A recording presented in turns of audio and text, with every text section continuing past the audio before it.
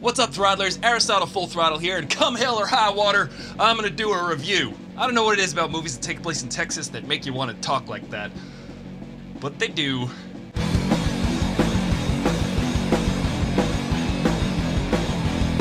Hell or High Water stars Captain Kirk, Ben Foster, although he doesn't do any magic, Jeff the Dude Bridges, and Gil Birmingham. It's directed by David Mackenzie, and it was written by Taylor Sheridan, who is also this dude in Sons of Anarchy. Go figure. It's about two brothers who keep robbing banks because they're trying to raise money, because recently their mother sold the farm, and then she bought the farm, if you know what I mean. And they want to buy the farm back from the bank because they didn't do so good in their life, and they want to make sure that the next generation of their family does a little bit better than them. So they go down the dark road of multiple bank robberies. So as you can imagine, the law is not too far behind them. And that law being the dude. Jeff Bridges plays a Texas Ranger, and he's about to retire because he's getting too old for this stuff. And this is No Country for Old Men. I mean, the movie isn't literally No Country for Old Men, but it's similar in that it is excellently directed, written, and acted. This is one of the best movies of the year. Jeff Bridges is one of the greatest actors we have around. He's definitely gonna get an Oscar nomination for this movie. He is so good at portraying this old grizzled cop and is one step ahead of the bad guys all the way because he's seen it all. He's not looking forward to his retirement because he's not gonna have any more things to pursue, and he wants to go out in a blaze of glory.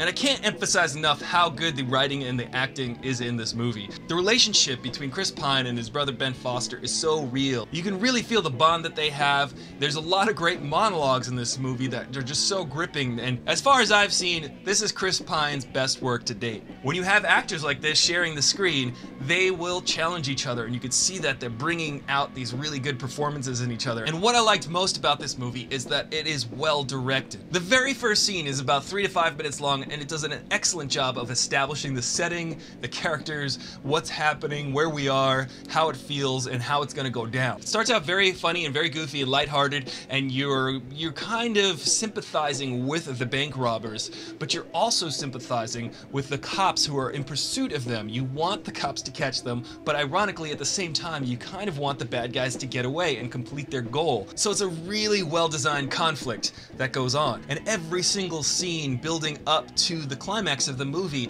gets more and more subtly intense, and you get to a point where your heart is pounding because you know what's at stake, and you've spent all of this time learning about the characters and caring for each character, every single one of them. And what's so good about the script and the direction of this movie is that there is so little expository dialogue. When there's dialogue, it's demonstrating character or propelling the story or plot, and that's what good dialogue does. For instance, when Ben Foster and Chris Pine's character first go into this beat-up old house, you kind of get an idea what's happening already.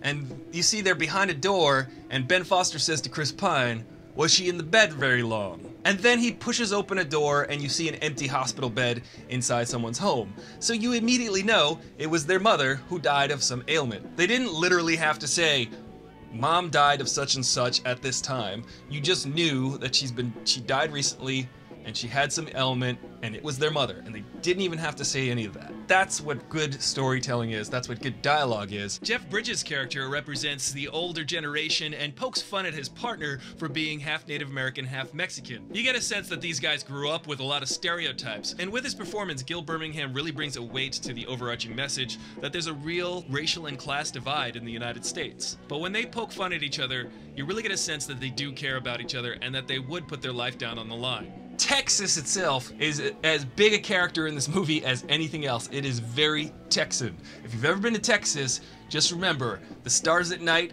are big and bright. Deep in the heart of Texas. Don't mess with Texas. Because the movie starts out lighthearted, you see how going down the road of crime and stealing and robbing banks, it can snowball and go down a slippery slope and just soon become out of control, and everything is chaotic. And the way the movie does that is really well done. I give this movie 4.75 froze out of 5. It is my favorite movie of this year. Expect an Oscar nomination for Jeff Bridges, Chris Pine, maybe Ben Foster, and I think Taylor Sheridan might even get a nod for his screenplay. And the directing is quite good. Definitely support good filmmaking like this. Go out and see this movie. I can't recommend it enough. Well, that's my review. How about you? What's your favorite cops and robbers movie? Mine, in this vein, happens to be No Country for Old Men. Are you gonna go see Hell or High Water? Let me know in the comments below. And remember to like this video, share it with your friends, and subscribe to this channel. Turn on those notifications, and if you want to find out how you can use your computer to help research cancer and other fatal diseases, click the icon on my face at the end of this video, check that info card, or look for a link in the description below. You can always check out my other videos on my channel. I highly recommend it, and keep coming back for more. I'm Aristotle Full Throttle, your bro with the fro, in the know, and I'll see you later. Come hell or high water. Jeff Bridges. Is that because he needs teeth? Fosters her way through the Panic Room and Silence of the Lambs and right into this movie. There are some throwbacks, and the movie stars Cable.